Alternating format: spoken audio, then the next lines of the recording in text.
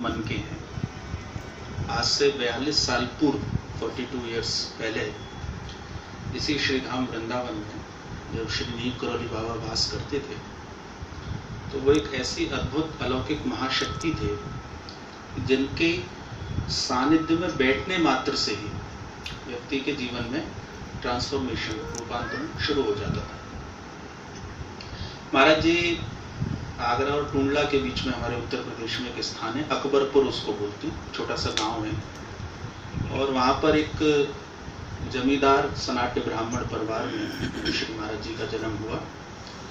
लेकिन पिछले जन्म के बीजों को लेकर के वो आए थे जिसका किसी को अनुमान नहीं था। एक दिन बाल अवस्था में उन्होंने अपनी माता जी को कहा कि माँ एक बात मुझे आज आपको कहनी है। तो उन्होंने कहा कहो बेटा। बोले ये मुझे कहना है कि आज रात में ठीक 11:30 बजे के बाद हमारे घर में चोरी होने वाली है, तो आप अपना सामान संभाल के रख लीजिएगा। अब जैसा माता का स्वभाव हो तो उन्होंने कहा छोटा बच्चा है, अरे ये कोई ईश्वर थोड़े ही है। तो उन्होंने कहा अच्छा ठीक है। और हुआ ऐसे ही कि जो समय उन्होंने बोला ठीक उसी समय चोर घर के अंदर आ पहुंचे। अब महाराज जी देख रहे हैं चोरों को, चोर चोरी कर रहे हैं, वो आराम से बैठे हुए हैं। फिर एक चोर को सामान लेके जाने लगा तो उन्होंने कहा भैया ये तुम बेकार ही उठा के ले जा रहे हो, उसके अंदर कुछ नहीं है, मेरी माँ इसमें ऐसी ताला लगा के रखती है। तो चोर जो है उस बक्से को रख के कहा कि ये अद्भुत ही आदमी है और प्रणाम करके वहां से निकल गया। तो बचपन से ही उनके अंदर इस तरह की शक्तियां थी। और प्राचीन जैसा एक भारत में ये मान्यता रहती थी कि बाल अवस्था में विवाह हो जाता था, तो 11 वर्ष की अवस्था में श्री महाराज जी का विवाह उनके पिता ने किया। लेकिन विवाह में उनकी कोई रुचि नहीं थी, रस नहीं था उनका। और उसी दिन रात्रि में वो घर छोड़ करके गुजरात के अंदर एक स्थान है, मोरवी उसको बोलते हैं। मोरवी में एक गांव था बावनिया गांव में वो पहुंचे और वहां पर जाकर के उन्होंने श्री हनुमान जी की साधना प्रारंभ की। 11 वर्ष से लेकर के 17 वर्ष तक महाराज जी वहां रहे और 17 वर्ष में श्री हनुमान जी उनको उपलब्ध हुए। अष्ट सिद्धि और नवनिधि श्री हनुमान जी ने उनको दी। और फिर ये हुआ कि वो एक दिन तालाब में खड़े थे बावनिया गांव के, तो छोटे छोटे बच्चे वहां पर भेड़ बकरी चराने के लिए आते थे, तो वो अपने भोजन की पोटली वहां पेड़ की डाल पे टांग देते थे। तो महाराज जी क्या करते थे कि जब वो बच्चे उन भेड़ बकरियों को चराने जाते थे तो वो चोरी से उनकी पोटली खोल के भोजन कर लेते थे और फिर तालाब में आके खड़े हो जाते थे। अब बच्चे लौटे तो उनकी पोटली खाली मिले। 1 दिन हुआ, 2 दिन हुआ, 3 दिन हुआ, परेशान वो। उन्होंने कहा कि ये चोर कौन है। तो एक दिन वो छिप करके खड़े हो गए। तो महाराज जी निकले तालाब से और उन्होंने खोल के खाना शुरू किया। सो उन्होंने आके पकड़ लिया। कहा कि अरे बाबा हम तो तुमको कोई पहुंचा हुआ महात्मा समझते थे, तालाब में खड़े रहते, हम तो तुमको, उस समय उनका नाम तलैया बाबा था, तालाब में खड़े रहते थे वो कंठ तक।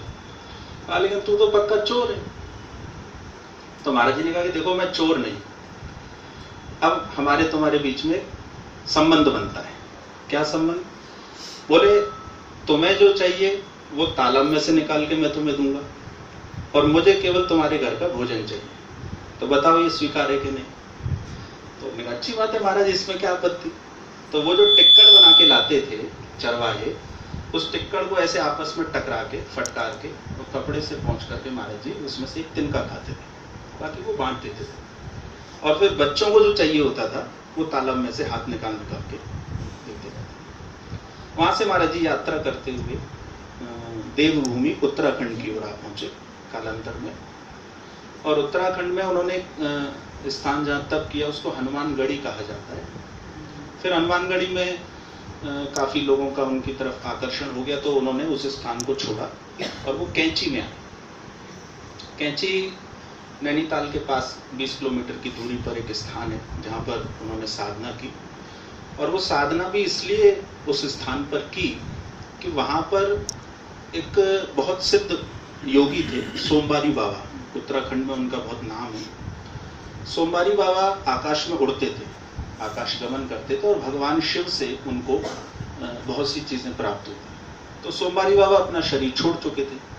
नीम करौली बाबा जब पहुंचे तो सोमवारी बाबा ने प्रकट होकर के उनको ये कहा कि बाबा मेरे 2 स्थान हैं, एक तो अल्मोड़ा से 20 किलोमीटर की दूरी पर स्थान है जिसको कांकड़ी घाट कहा जाता है, और दूसरा स्थान नैनीताल के पास है जिसको कैंची कहा जाता है। तो उन्होंने कहा कि बाबा, मैंने इन 2 स्थानों पर वास किया है और मैं ये चाहता हूँ कि आप हनुमान जी की स्थापना और अपने बैठने का स्थान इन्हीं दोनों आश्रमों को बनाइए। तो महाराज जी ने उसको स्वीकार कर लिया।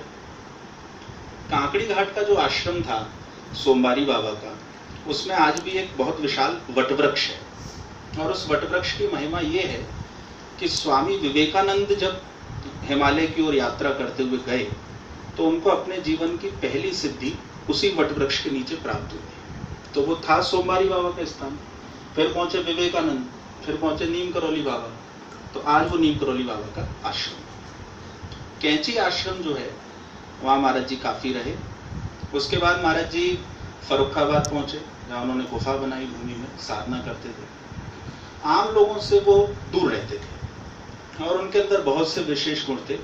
एक तो वो प्रचार प्रसार से दूर रहते थे, बहुत कम बोलते थे, और पूरे विश्व में कौन कब क्या सोच रहा है ये सब उनके मस्तिष्क